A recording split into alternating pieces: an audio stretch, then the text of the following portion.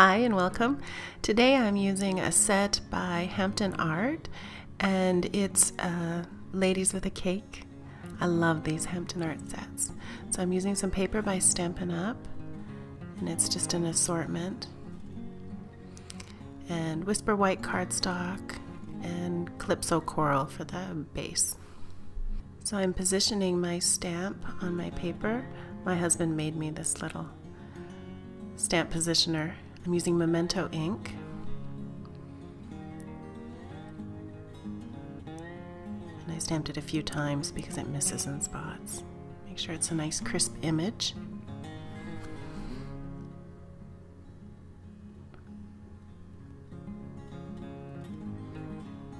I'm going to use a stitch circle to cut around when I'm finished. So I was just positioning it to make sure there was going to be room. And now I'm coloring in with Copics. I believe that's E34, I think. It is E34. I don't get as clear of an image when I'm making the video until I render it at the end, so sometimes it's hard for me to tell. But I've placed all my caps up so you can see which colors I'm using.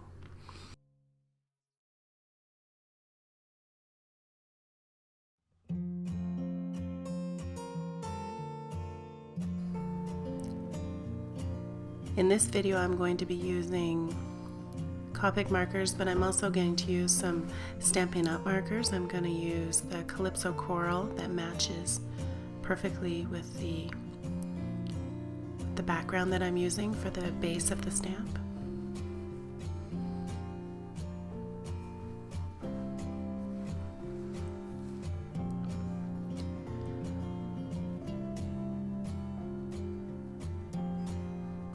I went in with a little bit of, it's an RV10 I believe, and then I'm going in with the hair.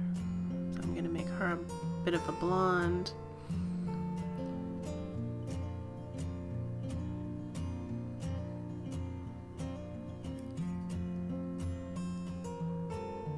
And a little bit more RV10, I'm using that as one of the colors, one of the main colors.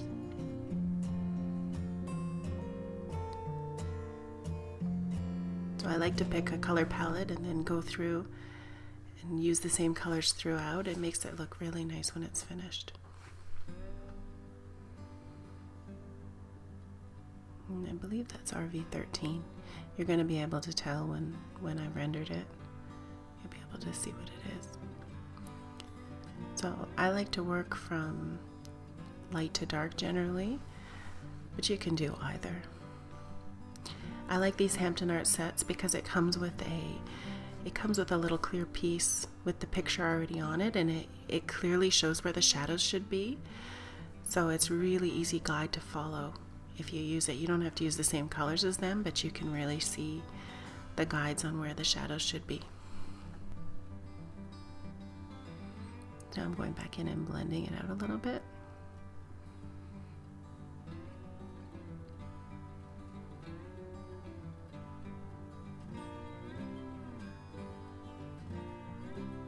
And taking a photo for my blog.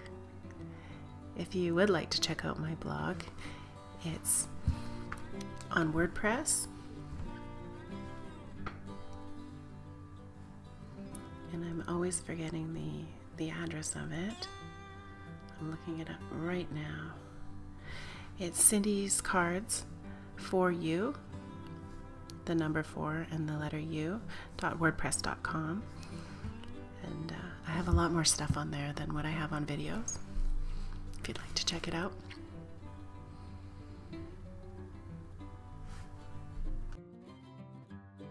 And I'm going to show a few pictures of other cards that I've made with the same stamp, just different coloring. I skipped ahead a little and I went in with some different shades of brown here, make it look like a chocolate cake, or chocolate icing rather. Maybe a chocolate cake and chocolate icing. It's a 3-tier cake, so.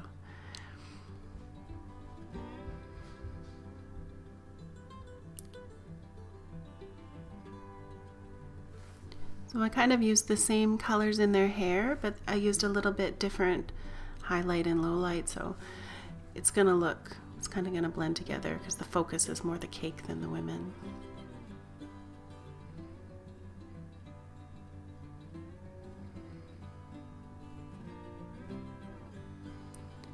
So I'm using blue to make the white look white.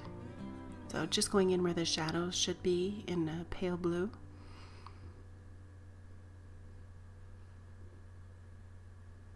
It really makes it look more white. It seems strange when you first start doing it, but it really does make a difference.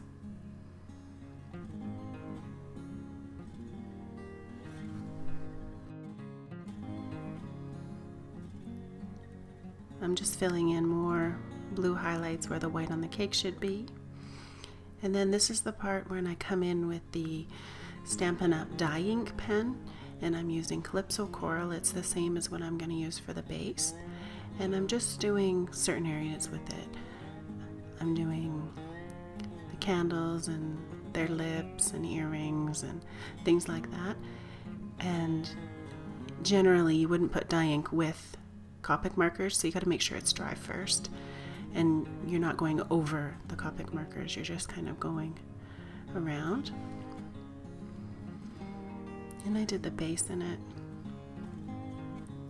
I'm going to show a few that I've done at the end, and some of them I did with a silver base, and I added a little heart on her apron and a couple little dots.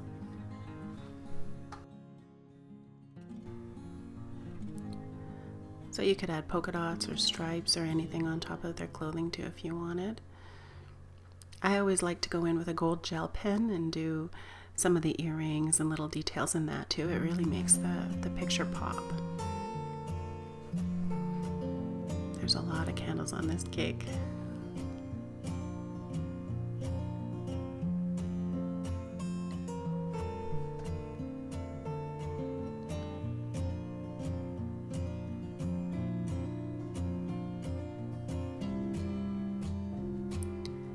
Coming in with a little bit more of the brown, just doing shoes and a little bit more shading.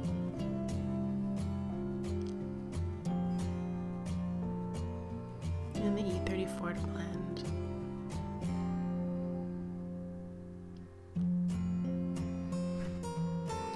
Now I'm coming in with a gel pen. And I always use a white gel pen on almost everything. I'm putting little dots and lines on the candles and things just to make it makes it look like a highlight. It really does make a difference if you look at a project before the white gel pen and after. Then I came in with a gold gel pen, and I'm just putting a little bit of highlight in the hair and on the earrings.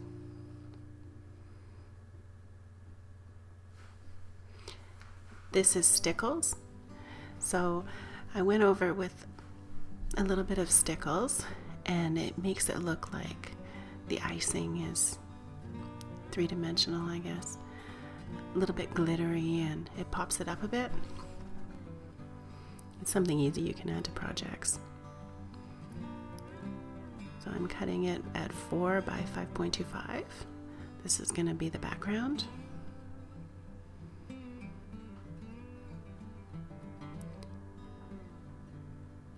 And I'm using a stamping buddy. That's an anti-static tool for when you're doing embossing. I'm going to stamp the sentiment in Versamark. And then I'm going to emboss it in gold. So stamping that and then putting the gold powder over. And then use a heat tool and heat it.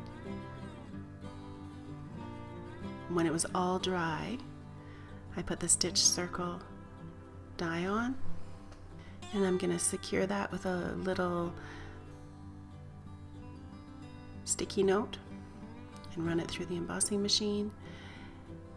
And I use Tombow Mono Multi for all of my gluing down now, unless I'm popping something up. It gives you a little bit of time to move things if they're not quite straight. I'm using 3D tape there. You can get that in the electrical section at the dollar store. And I'm just going to stick it down.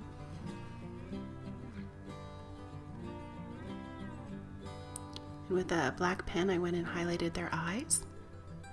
And that's the finished project. And I've added a couple others I've done. I made that one with the teal, just to show you can do different colors and things, and it's all gonna look nice. Thank you for watching my video. I hoped you like it, and if you did, I hope you'll subscribe and press the little bell and watch for more. Thank you. Have a great day.